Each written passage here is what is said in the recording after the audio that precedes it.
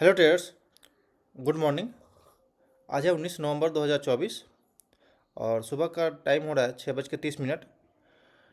तो कल के वीडियो में देखा होगा आपने, जो भी हमने चार्ट शेयर किया था, जो भी हमने चार्ट पैटर्न शेयर किया था, वो बहुत अच्छा परफॉर्म किया था इंट्राडे में। अगर आप फोकस के साथ या फिर डिसिप्लिन के साथ उससे ट्रेड किए होंगे तो बहुत ही अच्छा परफॉर्मेंस मिला होगा। तो फिर आज हम अगले दिन यानी 19 नवंबर के जो वॉच लिस्ट मेरा है वो आपके साथ हम शेयर करेंगे। और किस तरह का चार्ट पैटर्न आज हम ट्रैक कर रहे हैं, क्या ट्रैक कर रहे हैं, क्या होना चाहिए, इसके ऊपर हम डिस्कस कर लेते हैं। सुबह का ये वीडियो है, अभी जस्ट हमने ये एनालिसिस करके बनाया है। तो पहले डिस्क्लेमर दे दे, ये सब ओनली फॉर एजुकेशनल पर्पस होता है। आप यहाँ से एक ब्रॉडर व्यू ले सकते हैं कि किस तरह का चार्ट पैटर्न आपको ट्रैक करना चाहिए मार्केट में और किस तरह का ट्रेड करना चाहिए। यहाँ पे कोई बाइंग सेलिंग रिकमेंडेशन हम नहीं देते हैं। तो चलिए पहले बात कर लेते हैं ब्रॉडर मार्केट से। तो ये आप जो चार्ट देख रही है, निफ्टी 500 का चार्ट है। निफ्टी 500 और निफ्टी टोटल मार्केट, ये मोस्टली हम इसी को ट्रैक करते हैं। निफ्टी 50 उतना हम ट्रैक नहीं करते हैं और उसके चार्ट पे उतना बिलीव भी नहीं हो पाता है। बट हम सब पे बात करते चलेंगे। मेरा काम है सब पे बात करना और सबको देखना। तो क्योंकि इसमें कुछ जो स्टॉक जो है, इसमें बड़ा लगभग 500 प्लस का स्टॉक है, ठीक है। और यहाँ पे जो मूवमेंट आएगी वो रियल मूवमेंट आएगी, बट निफ्टी में जो मूवमेंट होगी वो रियल नहीं होगी। क्योंकि मान लीजिए आईटी स्टॉक वहाँ पे ज़्यादा वेटेज का है, फिर कुछ बैंक जो फाइनेंस स्टॉक है उसका हाई वेटेज है।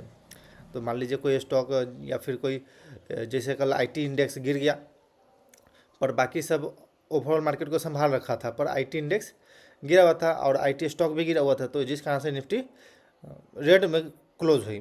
बट वहीं पे बैंक निफ्टी देखेंगे तो प्लस में क्लोज हुई और निफ्टी पीएसयू भी देखेंगे तो प्लस में क्लोज हुई। तो मोस्टली ऐसा आईटी स्टॉक का वहाँ पे ज़्यादा प्रेजेंस और वेटेज है, जिस कारण से इस तरह का मूवमेंट होता है उसमें। बट जो निफ्टी 500 या फिर निफ्टी टोटल मार्केट, इसमें स्टॉक का संख्या बहुत ज़्यादा है, तो जिस कारण से कि ये रियल मूवमेंट देता है और रियल पिक्चर बताती है। तो ये जो देख रहे हैं आप, ये निफ्टी 500 का चार्ट है। और आज का क्लोजिंग का बात करें तो 21,899 के पास क्लोजिंग आई है, यानी कि प्रीवियस 2 डेज़ का जो क्लोजिंग है उसके आसपास या फिर लो के आसपास में हम लोग प्रोटेक्टेड है। तो आई थिंक यहाँ पे प्रोटेक्टेड रह करके थोड़ा सा बाउंस आना चाहिए अपसाइड की ओर। और निफ्टी का बात करें तो निफ्टी में देखेंगे तो एक चैनल पैटर्न बन रहा है डेली टाइम फ्रेम पे।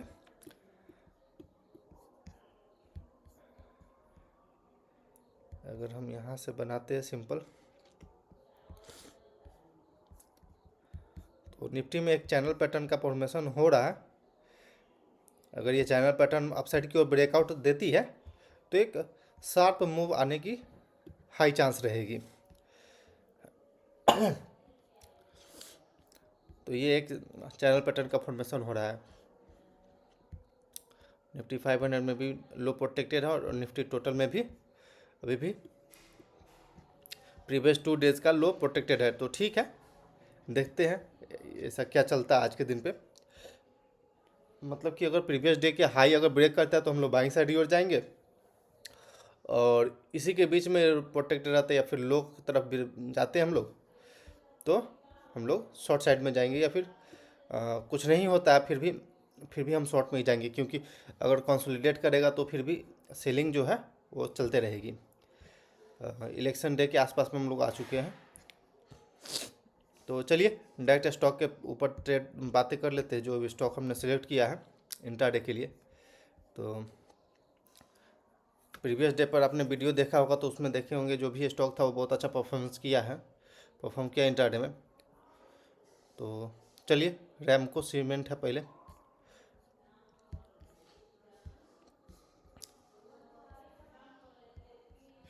ये रैमको है, रैमको का चार्ट है।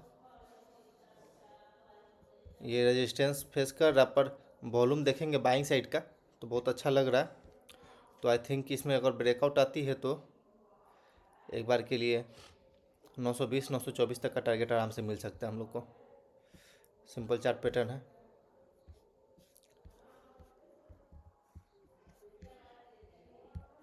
LTTS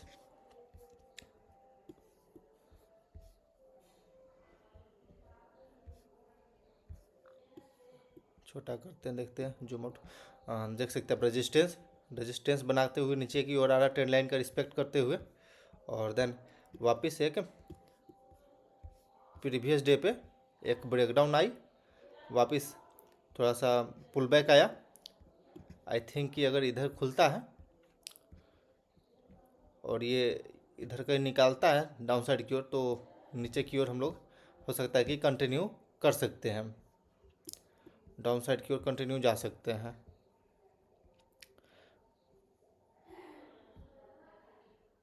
बट प्रॉपर जो रिस्क रिवार्ड होना चाहिए वो इम्पोर्टेंट होती है। रिस्क रिवार्ड इंट्राडे में रिस्क रिवार्ड, जैसा कि आपने देखा होगा कल मेरा इंट्राडे वाला वीडियो, तो मात्र 1-2 रुपये का नीचे का रिस्क था मेरे पास, और उसके अगेंस्ट में मेरे पास 10 रुपये का टारगेट था। इस तरह का रिस्क रिवार्ड प्रॉपर बने तो आप बेझिझक इंटर करें ट्रेड में, क्योंकि प्रॉपर रिस्क रिवार्ड पे आप इंटर करेंगे, सही जगह पे आप इंटर कर गए ट्रेड में, तो आपके लिए टारगेट हिट करना या फिर आराम से टारगेट के लिए बैठना ये आसान हो जाता है एक बार आप परफेक्ट एंट्री कर गए तो। ये हिंद पेट्रो का चार्ट है, हिंदुस्तान पेट्रोलियम।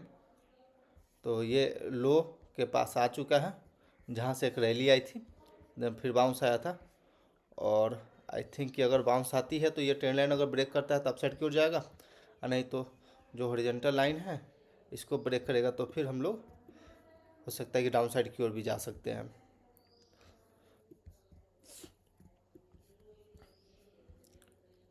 ब्रिटानिया है, चलिए ब्रिटानिया में एक आपको बहुत ही नया चीज़ हम दिखाते हैं कि उसे भी कैसे हम ट्रैक करते हैं इंट्राडे में। तो ये ब्रिटानिया का चार्ट देख रहे हैं आप 15 टाइम फ्रेम पे, 15 मिनट जो है इसका एक कैंडल का फॉर्मेशन होता है।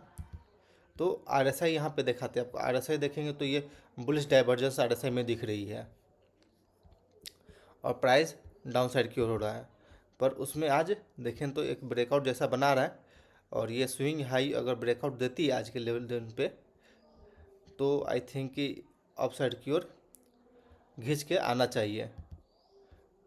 एक अच्छा इंट्राडे में ट्रेड बन सकता है इससे। सिंपल बुलिश डाइवर्जेंस दिख रही है RSI में, और प्राइस डाउन साइड की ओर देख रही है, तो ये एक हो सकता है।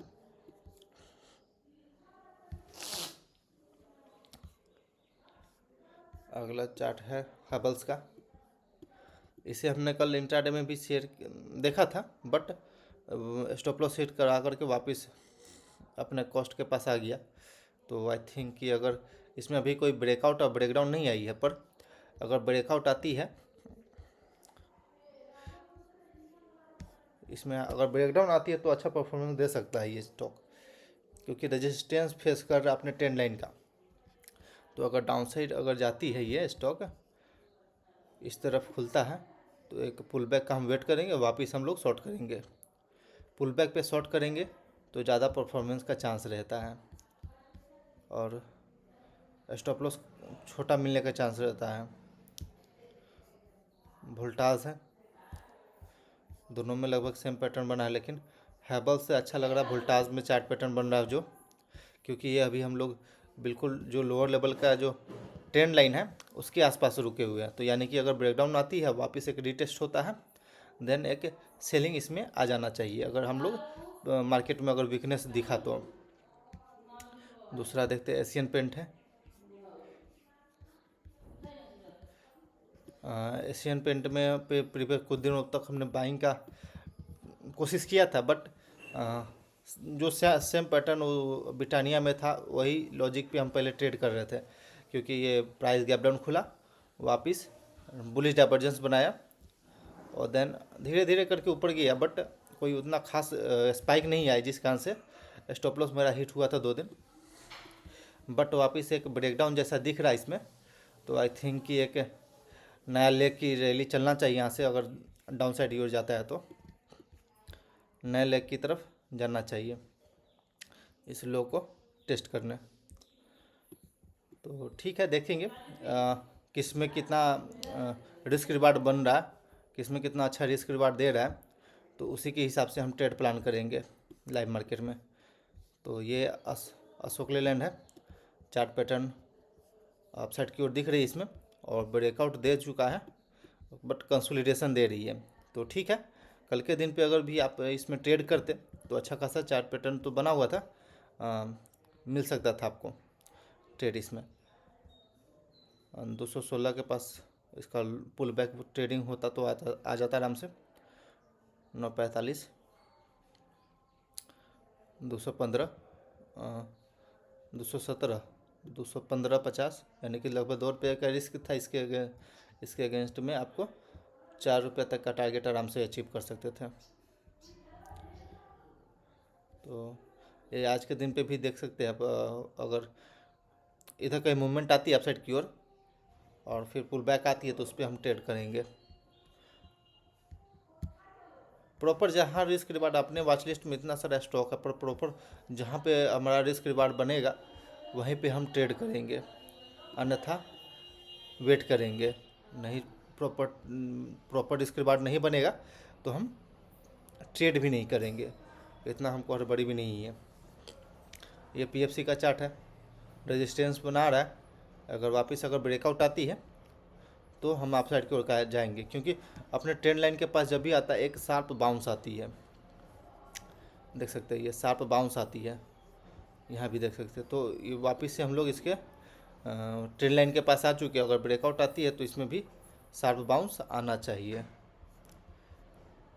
कोरोमंडल, इसमें भी देख सकते हैं आप, कल का चार्ट ये भी था, तो कोरोमंडल में भी देखेंगे तो ये अच्छा खासा अपसाइड की ओर बाउंस आया था लोअर लेवल से, या प्रीवियस डे का ब्रेकआउट, रीटेस्ट, देन वापस से बाइंग आ गया। तो इस तरह का चार्ट पैटर्न आपको इंट्राडे में ट्रैक करेंगे तो बहुत अच्छा परफॉर्मेंस दिखेगी। बट कुछ कुछ मार्केट का कंडीशन होता है जिस कारण से बार बार स्टॉप लॉस जाएगा, या फिर जाना भी ज़रूरी है, क्योंकि तब तक आप अपने आप को समझा पाएंगे कि किस मार्केट में किस तरह का हमें ट्रेड लेना चाहिए, किस मार्केट में किस तरह का क्वांटिटी हमें डालना चाहिए। तो ओके, अगर अगला स्टॉक है दीपक नाइट्रेट का, तो इसमें भी देख सकते हैं कि अपसाइड से रेजिस्टेंस बना रहा है और एक पुल बैक बाउंस आई है। तो आई थिंक ये सपोर्ट वापस हम लोग सपोर्ट को ब्रेक करेंगे तो ये रेजिस्टेंस फेस करेगा, देन एक पुल बैक पे हम लोग सेल कर सकते हैं इसको। तो ये सब वॉच लिस्ट में आज मेरे स्टॉक है जिसे हम ट्रैक कर रहे हैं। बिल्कुल जहाँ पे भी हमें प्रॉपर रिस्क रिवार्ड बनेगा हम वहाँ पे बाइंग या फिर सेलिंग करेंगे। मार्केट बाकी कंडीशन मार्केट में देखेंगे कि बाइंग साइड का मार्केट रहता है या फिर सेलिंग साइड का रहता है या फिर फ्लैट रहती है। तो चलिए अब मिलते हैं बाद में लाइव मार्केट इंट्राडे के वक्त पे। तो okay traders, thanks for watching this video. Please like and subscribe my YouTube channel और ध्यान से ट्रेड करिएगा।